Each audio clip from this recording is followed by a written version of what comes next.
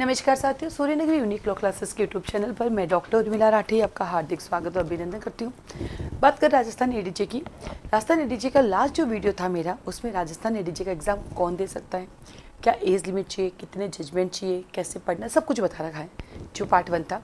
Now part 2 है। Part 1 में मैंने एडीजे का प्री का सिलेबस भी बता रखा है। अब इस वीडियो में आपको मिलेगा राजस्थान एडीजे के मेन एग्ज़ाम का सिलेबस।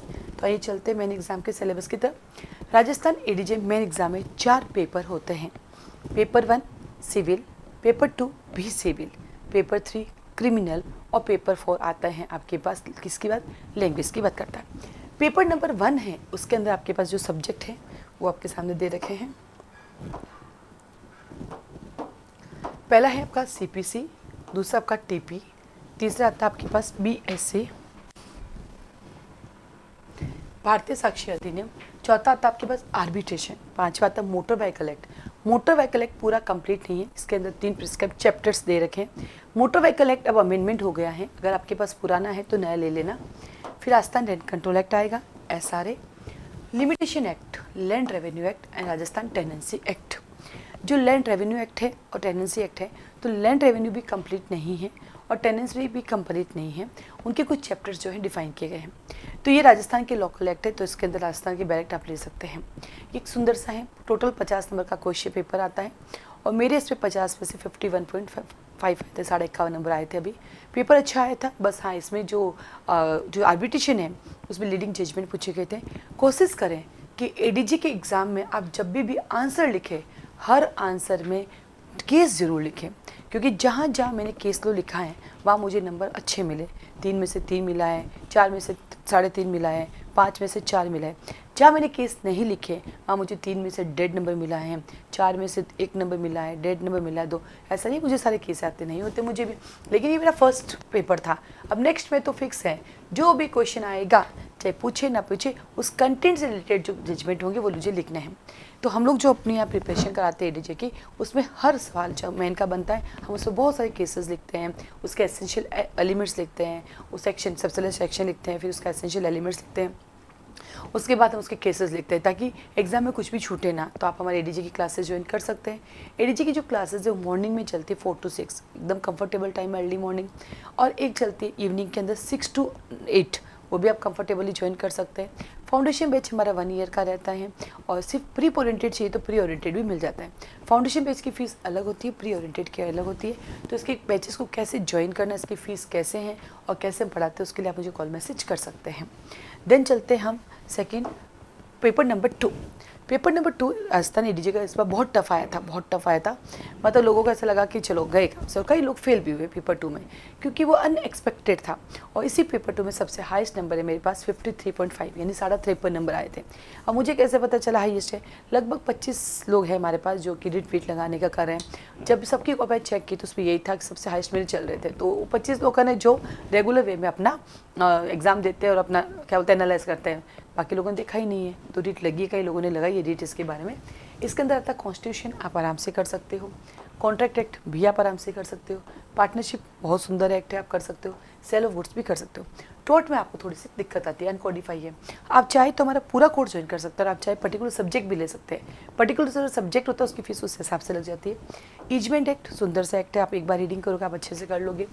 हिंदू लॉ, मुस्लिम लॉ फिर से अनकोडिफाइड लॉ है, तो इसके लिए थोड़ा सा रहता है कौन सी किताब पढ़े, तो इसके लिए आप अकील अहमद की किताब ला के पढ़ सकते हैं। रजिस्ट्रेशन एक्ट का क्वेश्चन ऐसा आया था, 2 क्वेश्चन थे जिसमें एक क्वेश्चन तो गड़बड़ी हो गई, उस पर राजस्थान अमेंडमेंट पूछ लिया, और हमारे पास जो बैरक थे कभी सुना ही नहीं था इसमें राजस्थान अमेंडमेंट भी हो रखा है, तो उसमें बाकायदा मुझे भी 0 नंबर मिला है, क्योंकि मुझे भी नहीं पता था कहाँ से आया, देखा ही नहीं कभी, क्योंकि मेरे पास जो बैरक था उसमें कोई अमेंडमेंट ही नहीं था। कई बार मार्केट में अमेंडमेंट की वजह से भी हमारा लॉस होता है, इसमें कोई संदेह नहीं है, बट फिर भी हाँ अच्छे मार्क्स जरूर थे मेरे, अच्छे 53.5 नंबर थे। फिर आता है स्टाम एक्ट, राजस्थान का स्टाम एक्ट है, बहुत सुंदर क्वेश्चन आया था। जनरल रूल्स, सिविल और क्रिमिनल जनरल रूल्स पहले अलग अलग थे, अब एक मोटी सी किताब आती है, वो लिया और उसको रिवाइज अभी से करो। एक क्वेश्चन आया था, हालांकि वो क्वेश्चन आप नहीं भी पढ़ के जाते हो तब भी आप कर लेते हो, मुंसिफ और रीडर जी के क्या क्या कार्य तो रूटीन में आप देखते ही है। और देन आता है इंटरप्रिटेशन आपका आया है, तो इसके अंदर आपके 13 सब्जेक्ट हैं। फिर आगे आगे आता है हमारे पास पेपर 3 क्रिमिनल का है, जिसमें तीनों न्यू क्रिमिनल लॉज हैं। अब देखो चीज़ नोट की, पेपर 1 में भी भारतीय साक्ष्य अधिनियम है, पेपर 3 में भी भारतीय साक्ष्य, क्योंकि जो भारतीय साक्ष्य अधिनियम है ये सिविल और क्रिमिनल दोनों में इनका रोल होता है, इसलिए दोनों जगह पे आते हैं। फिर आता है NDPS है, JJ एक्ट है, NI एक्ट है, इलेक्ट्रिसिटी है। अब एक चीज़ नोट की आपने, ये जो इलेक्ट्रिसिटी एक्ट है प्री में नहीं था, ये मेन में है। ठीक वैसे प्री में SC/ST एक्ट था पर मेन में नहीं है। ऐसे होता है, प्री में कोर्ट फीस एक्ट था, मेन में नहीं है, मेन में स्टाम्प एक्ट है। प्री में एजमेंट एक्ट नहीं था, तो यहाँ प्री और मेन के कुछ सिलेबस डिफरेंट भी है, ध्यान रखना। फिर करप्शन एक्ट आता है, करप्शन प्री में नहीं है, सिर्फ मेन में आता है। फिर पोक्सो आता है आपका, डोमेस्टिक वायलेंस आता है और मेडिकल जूरिस्प्रूडेंस आता है। मेडिकल जूरिस्प्रूडेंस प्री और मेन दोनों में आता है। मेडिकल जूरिस्प्रूडेंस पढ़ने के लिए भी एक दिक्कत है, मार्केट में कम से कम आपको 3 प्रकार की किताबें खरीदनी पड़ेगी, 3 राइटर की, तब जाके आप मेडिकल जूरिस्प्रूडेंस कर पाओगे, क्योंकि एक किताब में पूरा सिलेबस नहीं होता है। और प्री में 5 क्वेश्चन आते हैं और मेन में भी 1 क्वेश्चन तो मिनिमम आता ही आता है। तो ये राजस्थान ADJ का मेन का है। अब आता है पेपर नंबर 4, सबसे बढ़िया पेपर 4 है, सबसे ईजी पेपर 4 है, बट पास करना सबसे मुश्किल पेपर 4 है। यहाँ पे आती है आपके पास ट्रांसलेशन।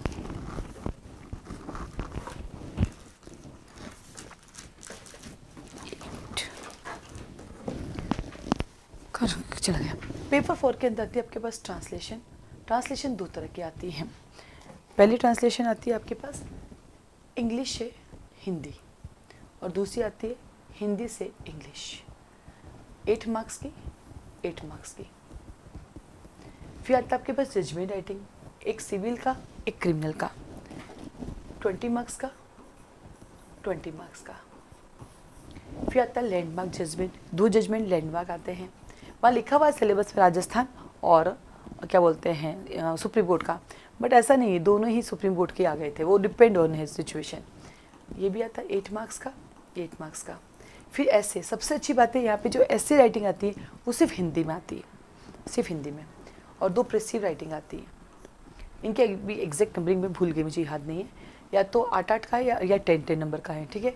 एक प्रेसिव राइटिंग आती है हिंदी में और एक प्रेसिव राइटिंग आती है आपकी इंग्लिश में, और ऐसे आपका हिंदी में। छोटा सा पेपर है, लेकिन वो जो जजमेंट आता है ना वो इतना बड़ा आता है कि उसको पढ़ते पढ़ते पढ़ते पढ़ते ही आपका आधा घंटा चला जाता है, इतना लंबा जजमेंट आता है।